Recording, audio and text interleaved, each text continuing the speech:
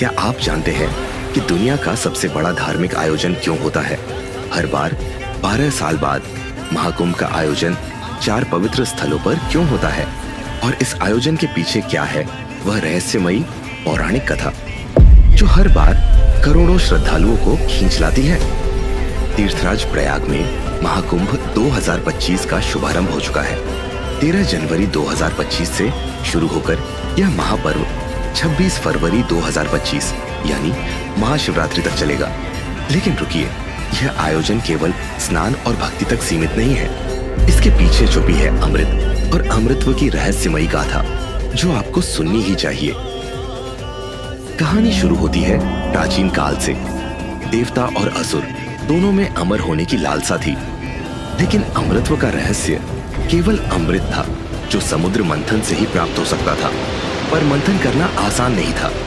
दोनों पक्षों ने एक असंभव समझौता किया और शुरू हुआ समुद्र मंथन का महायुद्ध।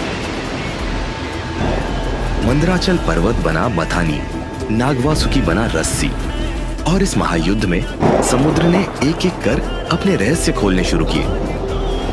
क्या क्या निकला समुद्र मंथन से? सबसे पहले निकला हलाहल विष, जिससे सभी कांप उठे।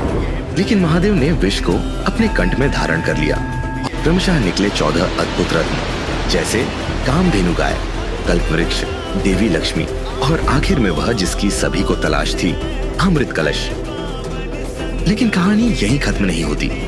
अमृत के प्रकट होते ही देवता और असुरों में युद्ध छिड़ गया। तभी भगवान विष्णु ने मोहिनी रूप लेकर असुरों को मोहित कर दिया और अमृत कलश देवताओं को सौंप दिया। लेकिन सवाल यह है, अमृत कलश पृथ्वी पर कैसे आया? यहाँ से शुरू होता है जयंत का रोमांचक सफर। इंद्रपुत्र जयंत अमृत कलश लेकर भाग रहे थे और इसी दौरान अमृत की बूंदें पृथ्वी के 4 स्थानों पर गिरी: हरिद्वार, नासिक, उज्जैन और प्रयागराज। ये स्थान पवित्र क्यों है? क्योंकि सूर्य, चंद्र, शनि और बृहस्पति ने भी इनकी रक्षा की। मेले का आयोजन शुरू हुआ। महाकुंभ सिर्फ एक धार्मिक आयोजन नहीं है, यह आध्यात्मिक ऊर्जा का महासागर है।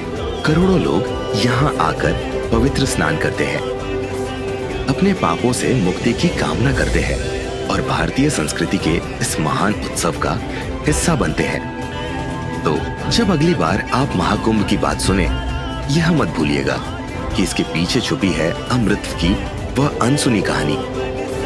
महाकुंभ केवल एक मेले से कहीं बढ़कर है।